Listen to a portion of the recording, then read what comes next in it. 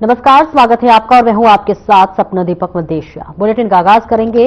उत्तराखंड की सरकार धामी सरकार का ट्रांसजेंडर समुदाय ने आभार जताया है। आपको बता दें कि धामी कैबिनेट में ट्रांसजेंडर समुदाय के लोगों के भविष्य के लिए ट्रांसजेंडर पर्सन्स कल्याण बोर्ड को कैबिनेट में मंजूरी दे दी गई है और इस बोर्ड को ट्रांसजेंडर समुदाय के कल्याण के लिए इस बोर्ड की अहम भूमिका रहेगी। और वही सरकार के इस फैसले का स्वागत करते हुए अदिति शर्मा ने एक जो है ट्रांसजेंडर है उन्होंने सरकार का धन्यवाद किया है।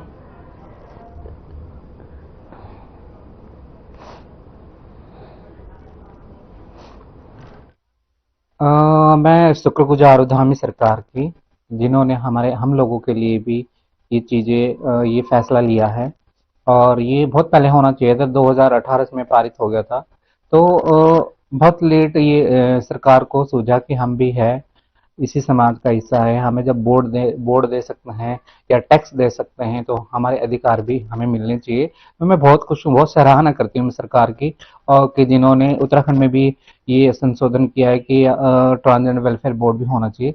इसके अलावा जो ट्रांसजेंडर समुदाय के हितों के लिए जो व्यवस्था है, जो अधिनियम है, उसमें एक ट्रांसजेंडर पर्सनल कल्याण बोर्ड के गठन की बात कही गई है। तो वो आज उस बोर्ड के गठन की आज माननीय मंत्रिमंडल द्वारा अनुमति दी है। ट्रांसजेंडर पर्सनल कल्याण बोर्ड।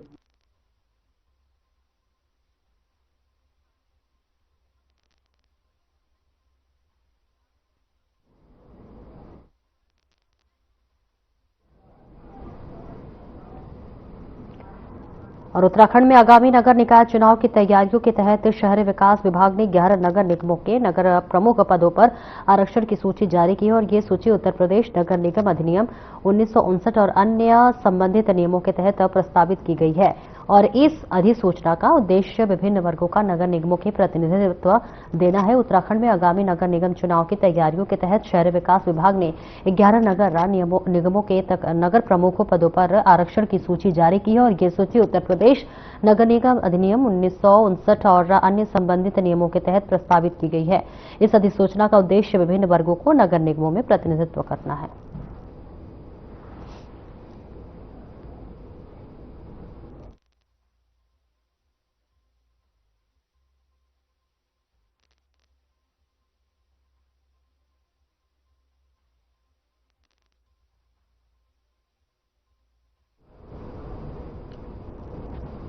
और देहरादून में आईएमए के पासिंग आउट परेड का आयोजन किया गया। परेड में देश विदेश के कुल 491 कैडेट पास आउट हुए। इनमें से 456 युवा सैन्य अधिकारी भारतीय थल सेना को मिले, जबकि 35 युवा सैन्य अधिकारी मित्र देशों के सेना को अभिन्न अंग बनेंगे। इस मौके पर नेपाल के सेना प्रमुख अशोक राज सिगडेल ने बतौर जो है रिव्यूइंग ऑफिसर परेड की सलामी ली।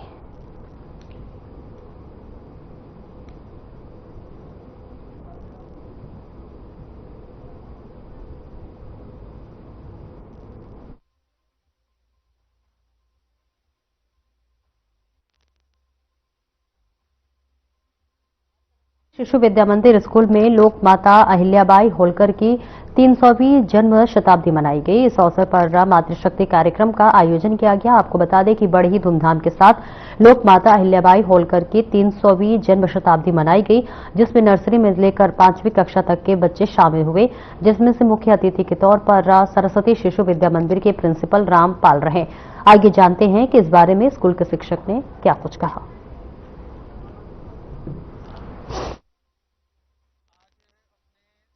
शिशु मंदिर में लोक माता अहिल्याबाई होलकर की 300वीं जन्म शती के उपलक्ष्य में एक मातृ सम्मेलन का आयोजन किया गया है।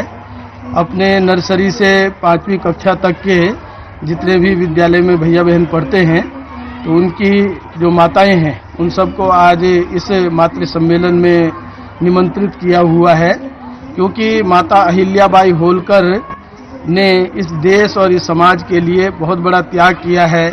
जितने भी अपने मंदिर हैं और जितने भी ऐसे सामाजिक कार्य हैं, उन सबको उन्होंने देश में संचालित किया है, इसलिए वो पूरे विश्व के लिए ही पूजनीय है।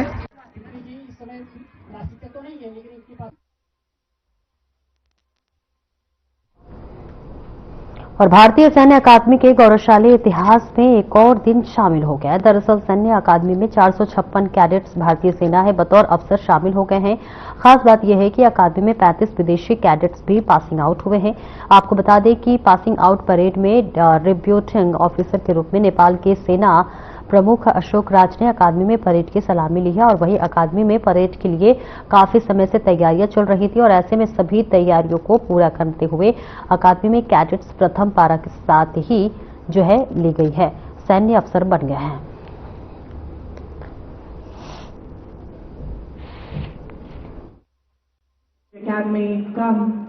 मैं राजस्थान जोधपुर से आया हूँ।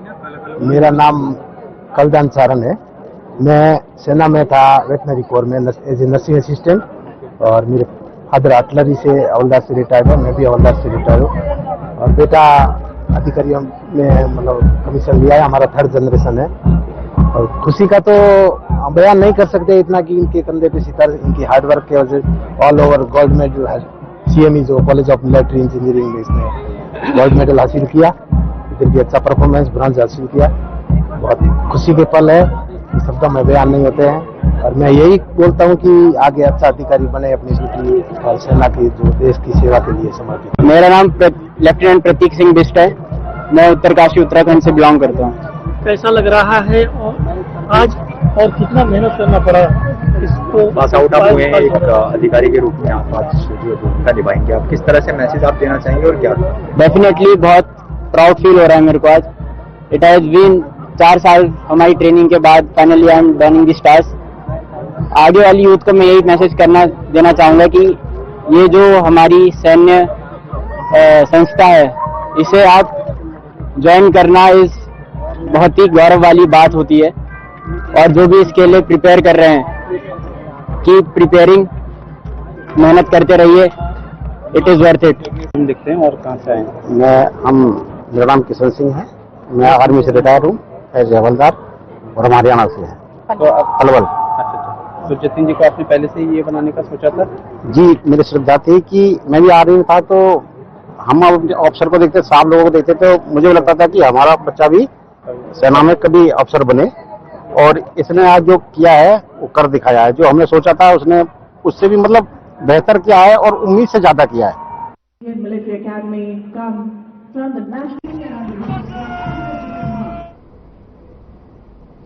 और प्रदेश भर के सभी सरकारी स्कूलों में प्रशासन को बेहतर बनाने के लिए एक महिला प्रेरक समूह का गठन किया गया है, जिसका अब शिक्षा विभाग में फीडबैक लिया गया है। वहीं इस पर डीजी शिक्षा झरना कमठान की प्रतिक्रिया आई है।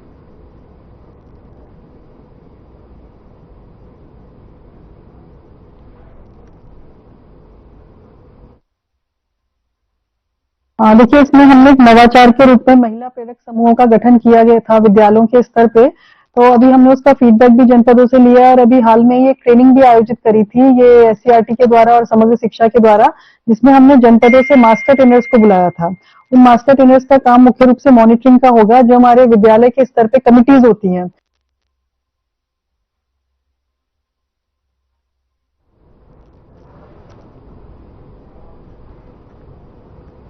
खबर मसूरी से है, जहां पर MPG कॉलेज में बिना टेंडर प्रक्रिया के रंग पुताई का काम कराया गया, जिसके बाद छात्र संघ ने हंगामा कर दिया है। आपको बता दें कि छात्र संघ अध्यक्ष मोहन शाही के नेतृत्व में कॉलेज परिसर में हुआ और इस दौरान कॉलेज प्रशासन पर भ्रष्टाचार के गंभीर आरोप लगाए गए और कॉलेज प्रशासन के खिलाफ जमकर नारेबाजी की गई। और इस मामले में छात्र संघ अध्यक्ष मोहन शाही और ABVP नेता आशुतोष जोशी ने विस्तार से बताया।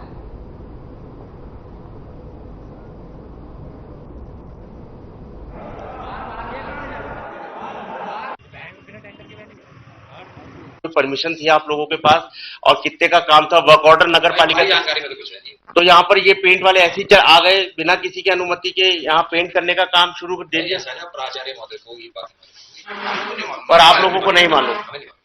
हम तो एग्जाम करा रहे हैं, हम एग्जाम करा रहे हैं उसके एग्जाम। ये हो रहा है जिसकी हमने जांच करी तो इसमें कोई ठेकेदार अपना नाम, कोई मजदूर अपने ठेकेदार का नाम नहीं बता रहा है, कोई व्यक्ति ये नहीं बता रहा है कि ये कार्य किसके द्वारा कराया जा रहा है। जब हमारे सीनियर ने नगर पालिका में फोन करा तो उन्होंने बताया ये कार्य तो अभी स्टार्ट ही नहीं हुआ है, जो 16 तारीख को जिसका टेंडर डलना है वो आज ही कार्य शुरू करा दिया जी प्रिंसिपल बिल्कुल गुमराह कर रहे हैं, क्योंकि अभी हम जब प्रिंसिपल सर से मिलना है तो वो किसी कार्यवर्ष कहीं और जा रखे हैं। अगर हम उन्हें फोन कर रहे हैं तो वो कह रहे हैं कि ये कार्य तो हम करा ही नहीं रहे हैं। हाँ, जैसे कि आपको सूचना मिली है कि टेंडर 16 तारीख को होना था इस कॉलेज में, बिन टेंडर के किसी निजी ठेकेदार के द्वारा इस कॉलेज में खुदाई का काम कर रहे हैं, जो सरासर पूरा इलीगल काम है, जो हमने रुकवा दिया गया है। क्योंकि बिन टेंडर के काम कैसे हो सकता है इस कॉलेज में, जब टेंडर पास 16 तारीख को होना है, टेंडर फॉर्म 16 को निकल गए, जिसका नाम जिस टेंडर का फॉर्म आएगा उस जिस ठेकेदार को मिलेगा वही कार्य करेगा। बिन टेंडर के कैसे कार्य कर सकते? प्रिंसिपल से हमारी बात हुई, प्रिंसिपल कह रहे हैं कि हमें इसकी कोई सूचना नहीं नगर पालिका से। नगर पालिका के ईओ सर से हमारी बात हो रही है, उन्होंने कहा कि टेंडर 16 तारीख से होने हैं, तो बिन टेंडर के कॉलेज में कार्य कैसे हो रहा है? तो प्रिंसिपल हमें बस गुमराह कर रहे हैं कि हमें पता नहीं है कि पूर्व के अध्यक्ष के द्वारा हो रहा है, ये हो रहा है, कि आप बात कर लो। फिर आप ईओ सर के माध्यम से हमने इस कॉलेज में जो खुदाई का कार्य हो रहा था उसे बंद तो करवा दिया है। 16 तारीख को जिस ठेकेदार को ये टेंडर मिलेगा उसके द्वारा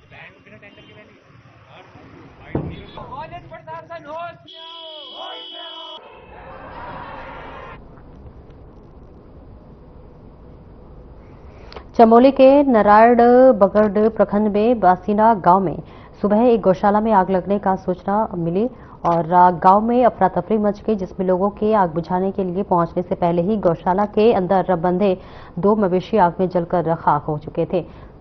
बसीना गांव के वीरेंद्र सिंह ने बताया कि वो रोज की तरह सुबह 5 बजे आसपास अपने घर में 200 मीटर की दूरी पर अपनी गौशाला में अपने मवेशियों को चारा पत्ती वगैरह देने का जा रहा था और इतने में अंधेरे में गौशाला के पास आग की लपटें देखकर वो दौड़कर गौशाला में पहुंचा तो गौशाला जल रही थी।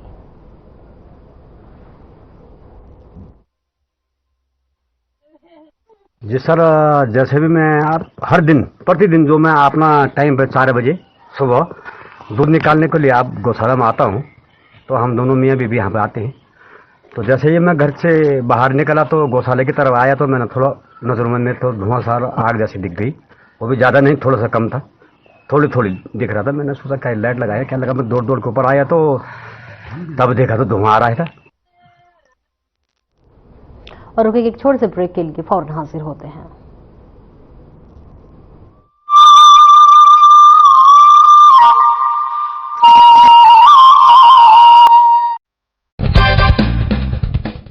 नमस्कार दोस्तों, आज महंगे टमाटर ने भले ही शहरी लोगों की किचन का बजट बिगाड़ दिया हो, लेकिन टमाटर की इस लाली से सैकड़ों गरीब किसानों के चेहरों पर मुस्कुराहट आ गई है। पुणे के किसान ईश्वर गायकर को मई में टमाटर की कीमतों में भारी गिरावट के कारण बड़ी मात्रा में टमाटर नष्ट करने पड़े थे, लेकिन फिर भी वो असफलता से विचलित नहीं हुए और बिना डरे उन्होंने अपने 12 एकड़ के खेत में टमाटर की खेती करना जारी रखा। अब टमाटर की आसमान छूती कीमतों के बीच किसान गायकर की कड़ी मेहनत ने शानदार परिणाम दिया है।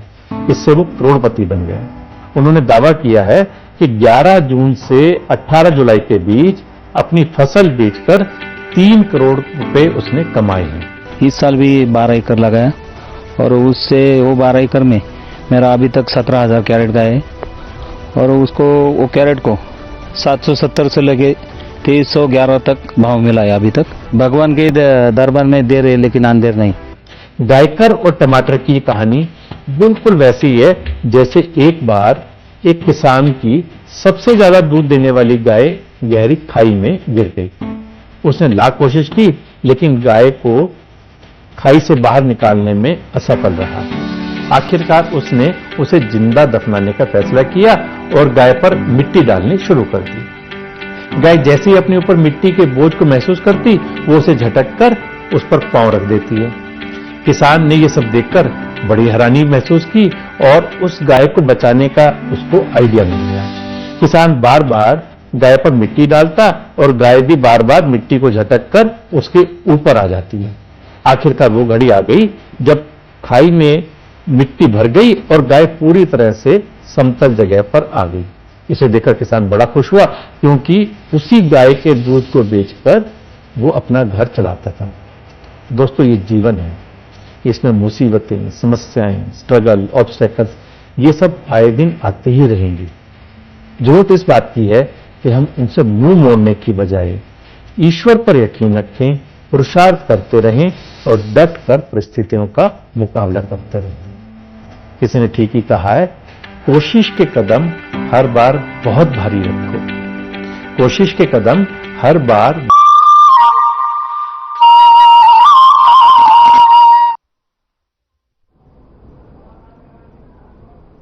और ब्रेक के बाद एक बार फिर से स्वागत है आपका। खबरों में आगे बढ़ेंगे। भगवानपुर क्षेत्र के गौ सईदपुर गांव से एक पशु चोरी का मामला सामने आया है। बीते कुछ दिनों पहले झब्बल सिंह नामक का किसान की पशुशाला से 4 पशु चोरी कर लिए गए थे और उनमें से एक गाय छूटकर वापस आ गई थी, जिसके बाद किसान ने मामला दर्ज कराया। वहीं बीती रात चोरी हुए गौवंश के अवशेष पास ही खेत में बरामद हुए हैं, जिसकी सूचना पाकर गांव के सैकड़ों लोग इकट्ठा हो गए। वहीं मौके पर पुलिस पहुंची और गौवंश के अवशेष जो है गड्ढा खोदकर दफना दिए। इस मामले में भगवानपुर पुलिस का कहना है कि स्पेशल टीम का गठन किया गया। जल्द ही चोरी करके गौकशी करने वालों के खिलाफ सख्त कार्रवाई की जाएगी।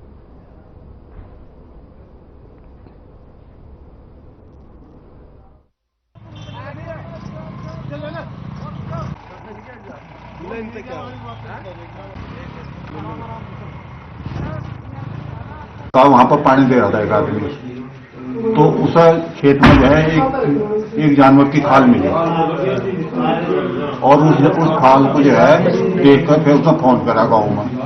फिर यहाँ से कुछ आदमी गए गाँव में, उन्होंने देखी खाल है, फिर देखी वो खाल जो है हमारी गाय की, और फिर जो है वो देखी कहाँ से आई है ये, तो उन्होंने देखी किस तरफ से खिंचकाई, कुत्ते लेके खींच कर। अच्छा वहां नदी में देखा तो वहां पत्ते घेर कर, मतलब वो घेर कर मिट्टी खोद कर और पत्ते घेर कर उस पर, और फिर जो है मिट्टी उसको पत्ते डाल रखे जिससे दिखा ना किसी को, तो वहां से फिर उन्होंने खाद पड़ी हुआ है। हमारे यहाँ का एक आदमी पानी दे रहा, 2 आदमी पानी चला रहे थे, तो ईख में जो था ना वो उसमें गाय का डंगा, तो दूसरे को बुलाया उसने, उसे बुलाया तो फिर वो दिखाया उसने फिर मेरे को फोन किया कि भाई यहाँ देखो एक वो है। हम चले गए वहां पर, वहां जाने के बाद में फिर हम उसको जिधर से कितने खाल को लेकर गए उधर, तो हम उधर से चले तो वहां से खड्डा दिखा मुख्य जगह, तो फिर वहां पुलिस पहुंची और पुलिस को साथ में ही फिर वो खड्डा खोदा गया, दोबारा जाकर मशीन से खड्डा खुदवाया, उसमें वो हमारे जानवरों के सब वो खाल और चीज सब मिले।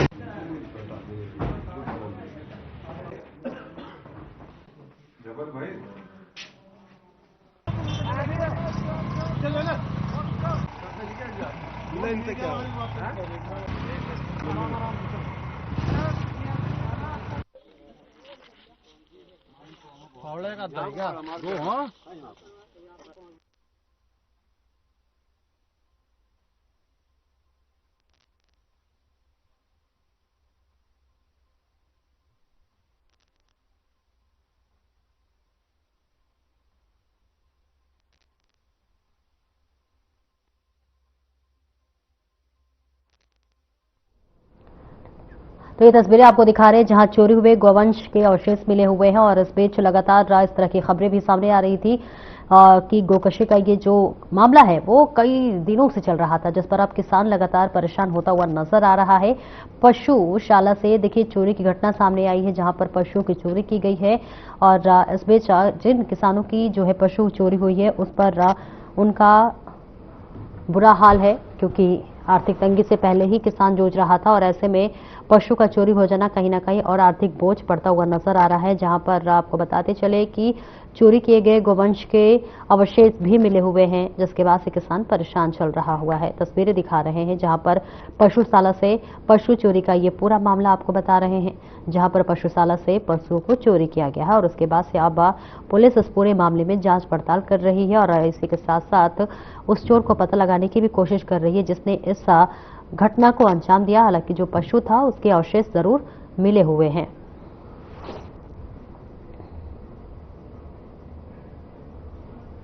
रोकेंगे छोटे से ब्रेक के लिए, चल लौटते हैं।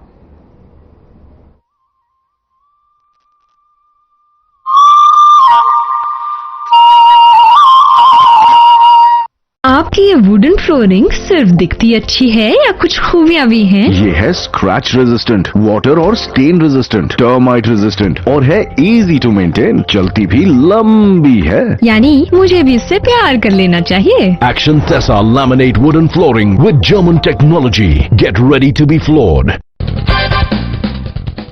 नमस्कार दोस्तों, आजकल नई दिल्ली में रानी झांसी रोड पर लगी रानी लक्ष्मीबाई की मूर्ति की शिफ्टिंग की खबर सुर्खियों में है।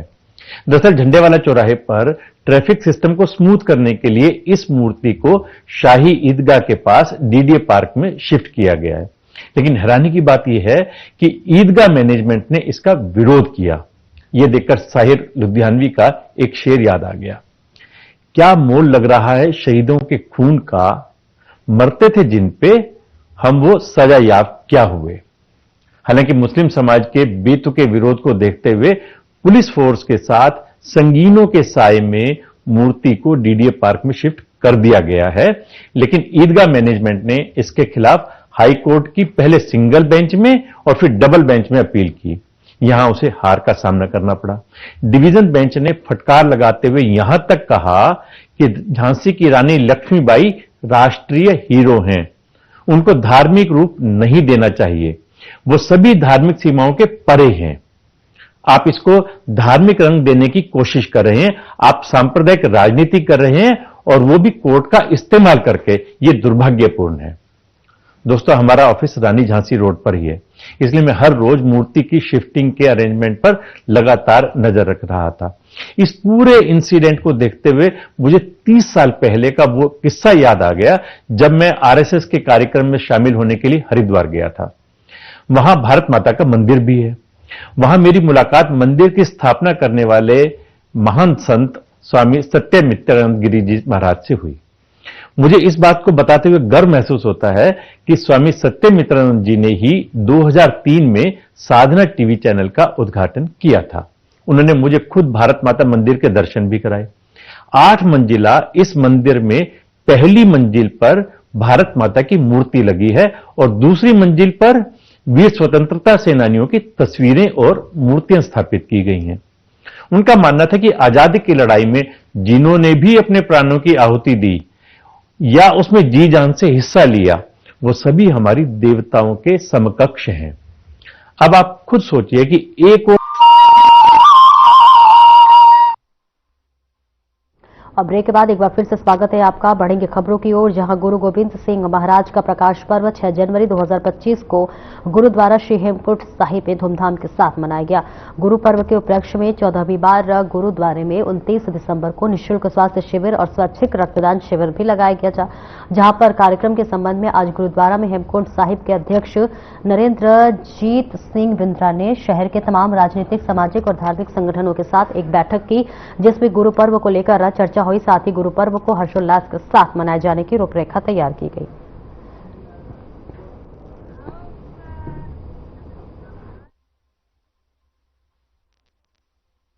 जनवरी को गुरु गोविंद सिंह जी का पर्व है और ये पिछले कई वर्षों से, बल्कि ये 14वां कैंप होगा, 13 साल पहले लगातार एक मेडिकल कैंप इस पर्व में, इस खुशी में लगाया जाता है। जो ऋषिकेश की जितनी जनता है, जितनी संस्थाएं हैं, इसको मिल करके और बड़े हर्षोल्लास से इस पर्व को मनाती हैं और इस उपलक्ष्य में ये कैंप लगाती हैं। तो इस वर्ष भी ये मेडिकल कैंप 29 दिसंबर को, मैं फिर रिपीट कर रहा हूं, 29 दिसंबर को संडे के दिन ये कैंप बनाया जाएगा, लगाया जाएगा। इसमें जो अभी तक हमारे पे डॉक्टर जिन्होंने अपनी उपस्थिति दर्ज करने के लिए कहा है। और आगे बढ़ेंगे, जहां देहरादून से देहदान का एक मामला सामने आया है, जहां एक 2.5 महीने की बच्चे का देहदान किया गया। आपको बता दें कि जानकारी मिली है कि दून अस्पताल में हृदय संबंधी रोग एसफिक्सिया बीमारी से बच्चे का निधन हो गया था, जिसके बाद बच्चे का देहदान किया गया। बता दें कि महज 2.5 महीने की बच्चे के देहदान का यह पहला मामला है और इस मामले में चिकित्सकों ने बताया कि बच्ची की हृदय संबंधी रोग थी और जिसके चलते उसका निधन हो गया। बच्ची के पिता राम विहार, मां की जगह राम विहार हरिद्वार में एक फैक्ट्री में कार्यरत है। मिली जानकारी के अनुसार हरिद्वार के डॉक्टर राजेंद्र सैनी ने परिवार का देहदान के लिए प्रेरित किया।